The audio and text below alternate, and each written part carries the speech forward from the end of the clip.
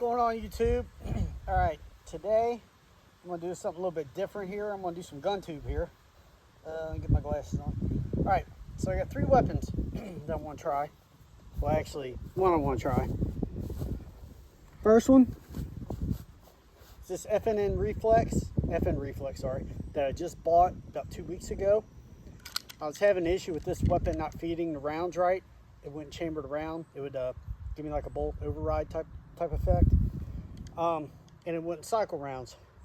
Well, I've since put about 30 rounds through it, give or take, and it seems like it's starting to feed a little bit better. Also, the rounds I'm using now are Federal Full Metal Jacket 115 grain 9mm. The rounds I was using before were the Winchester target ammo and the I think it was the Remington FMJ 115 grain. But not saying it was the ammunition. It could have been, you know, new gun jitters, whatever. But we're going to put some rounds through it, see how it reacts today.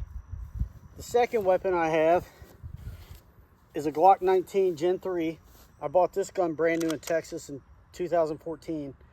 I haven't fired this gun probably about a good 5 or 6 years. It's been sitting in the gun safe. It's also 9mm, of course, that being a Gen 9, Glock 19. And then the third weapon I'm going to be shooting is my Smith & Wesson Shield. This is the original Shield 9mm. I bought this in Texas the same time I bought the Glock. I actually bought this one first. I've had fiber optic and sights put on, and I had Apex trigger put in this. Because when I first bought this gun, it had like a 6-pound, 7-pound trigger. And now it's got 3.5 pound. So this is my primary daily carry, and I love this gun, but it's only got an 8-round magazine capacity, so that's why I bought the FN. So first up, I'm gonna shoot the FN, see how it does, and go from there. So real quick before we jump into it. So if you're not familiar with the FNs, it's got a tritium night sight on it, and it's got the standard dual dot rear sight. The magazines, this is a 15 round and this is a 11 round double stack. In comparison, let me set this weapon down. In comparison, you have the Glock 19, which holds a 15 round magazine, standard round magazine, versus the FN. And the Glock is a little bit wider, but I think the FN is maybe a tad longer. That's how they get the double stack. But I want to show you something else. So we got magazine in this. All right. If you look, they're about identical width-wise. So this is a single stack. This is a double stack.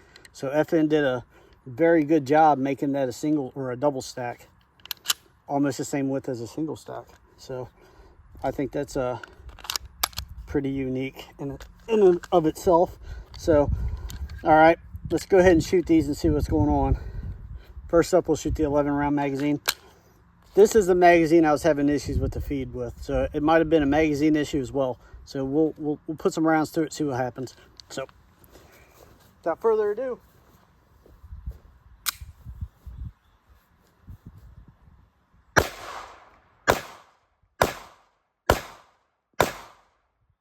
help if I put my ear pro on. Yeah. Drop the magazine.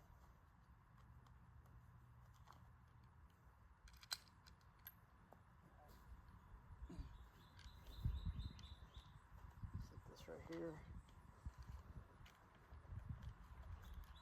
Yeah, I don't want to be deaf in one ear, even though it's 9mm, it's still loud. All right, let's go put a round in there. Safe. Keep your weapon up and down range.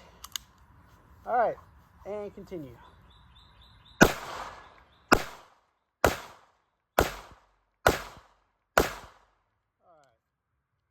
so that went pretty well, other than I had to have my ear pro on my right ear here.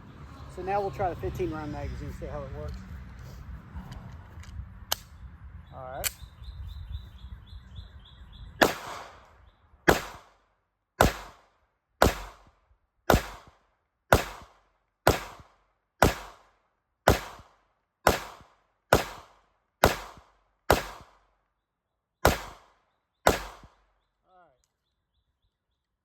all clear. It seems to be working good now. It seems to have, at least for now. I tried to cycle some critical defense through it the other day, and it did the same thing. Maybe it's starting to loosen up a little bit, or that, you know, the ramp where it installs the round into the chamber. Maybe it wore that down a little bit, got rid of some of the bluing off of there that was holding it up. Maybe, I don't know. I'm not a gunsmith. I don't know all the terms of it. So now we're going to try the Honda Civic of firearms here, the Glock 19. Again, I haven't shot this gun in about 5 years, so let's see how it does.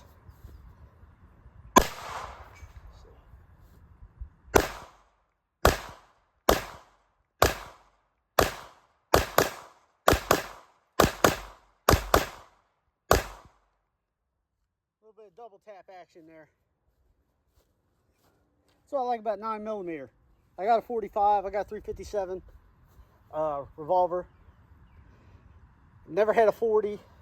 9mm, I got 380 as well. 9mm to me, besides the 380, is probably about the all-around most accurate, most reliable round to have, because you're able to double tap and still be able to stay on target a little bit. Of course, I'm not the best shooter in the world, but I can hit what I'm aiming at on a good day. So let's try the shield here. All right, see what's up with this. All right, and that's why I want to go to the FN, because just like that, I'm out of rounds. But so anyways, my overall impression of this is starting to grow on me. Still not 100% comfortable with it yet, to where I'm wanting to depend my life on it, whereas with this one's proven. This one, I want to put some more rounds through it, see what goes on, see how, if it has any more issues. But yeah, that's where I'm at with this. And the reason why is because this one doesn't have the capacity that one does. It has the same feel almost, but it doesn't have the capacity that FN does. So this one, it's a little bit too bulky for me to carry concealed. I love it. I think it's a good gun. Like I said, it's a Honda Civic of striker fires, Honda Civic of firearms. But it's a Glock. It's not like it's anything important or anything special. It's not like it's my Colt Python, you know, or a 1911 A1 Colt. It's a Glock. You know, 600. I think I gave $600 for this 4 years. You know, back in 2014. Very reliable. It's got tritium sights on it. Of course, they're starting to wear out, so it probably needs new sights put on it. Never done anything to trigger. It's got a ghost trigger in it. I bought it like that. It had a ghost in it when I bought it. Very good gun. Very reliable. Now, as far as shooting wise goes, which one shoots the best? This one does. Which one's more accurate? This one is. Which one do I feel more comfortable with? This one. So that's my take. I like Smith & Wesson. I've always had good luck with Smith & Wessons. I love FN. That's why I carried in Iraq.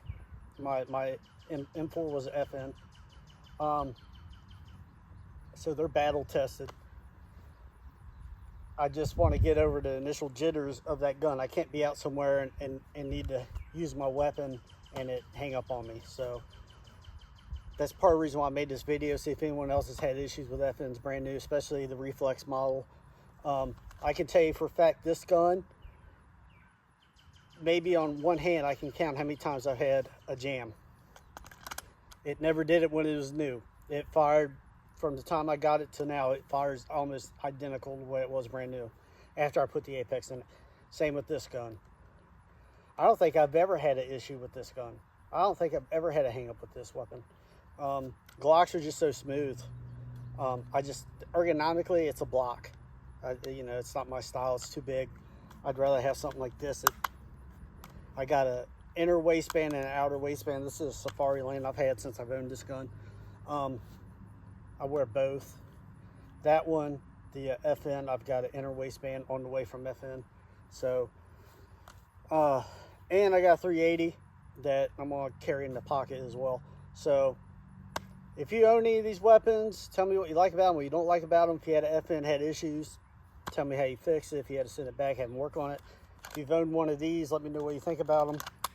As always, I appreciate you guys watching. See you in the next video.